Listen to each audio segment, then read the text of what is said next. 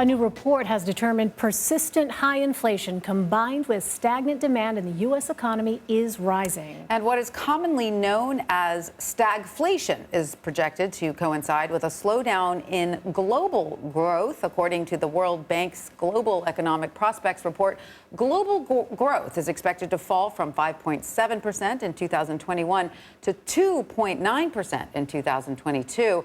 The report predicts growth will hover around this number all the way through 2024. Joining us now is Franziska Ohnsorge. She is the manager of the Development Prospects Group for the World Bank. She is also one of the authors of the World Bank's Global Economic Prospects report, published this month. Franziska, welcome. Thanks very much for being with us. Can you start by explaining how global growth is measured and how you and other authors of the report determined its slowdown will coincide with a rising risk of stagflation? Yeah, when we talk about global growth, which we mean global economic growth, growth in a global economic activity, in output, in real GDP, in incomes. And that we have always expected that. Well, for the last 6 months, we've expected it to slow. But this slowdown has now become much worse over the last 6 months. It's steeper. We had to shave off about a third of that growth forecast you showed there. It's about a third lower than what we had in January. And as you said, it's accompanied by global inflation at a 14-year high.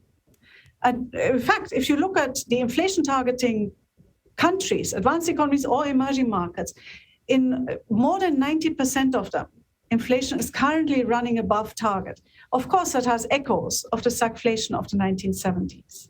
Right. And so I'm curious what factors are primarily responsible for weakening the global economy. I mean, we think of the obvious ones like COVID and the oil supply. And my second part of that question is, we know also that these sorts of headwinds are not felt equally across nations. So who's feeling these effects the most? Yeah, that's a good question. So in many ways, the shocks that have reduced growth over the last 6 months are the shocks that have raised inflation. It's been a war in Ukraine. It's been renewed COVID restrictions in parts of East Asia.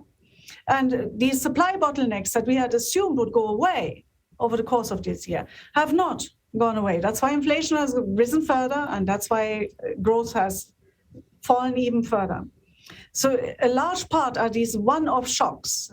So once they're out of the system, we expect growth to improve. Well, given these enormous sort of geopolitical events, what, if anything, can be done to strengthen the world's economy? Yes, that is a difficult question. That's actually one of the big lessons of the 1970s. Stagflation, weak growth, high inflation is a very knotty policy problem because central banks have to tighten policy just enough to bring down inflation, but not cause a recession. So it's this narrow path that a lot of central banks, all the major central banks, now have to walk over the next few years, probably, certainly over the next year. And what happened last time when they had to walk that walk in the 1970s, it ended in a global recession. It ended in very steep interest rate increases and in a global recession. And that was then followed by a string of emerging market debt crisis. So hopefully, given that central banks are starting much earlier now than they did in the 70s, they have much better credibility, much better policy frameworks than in the 70s. Hopefully they can walk that narrow path without accidents.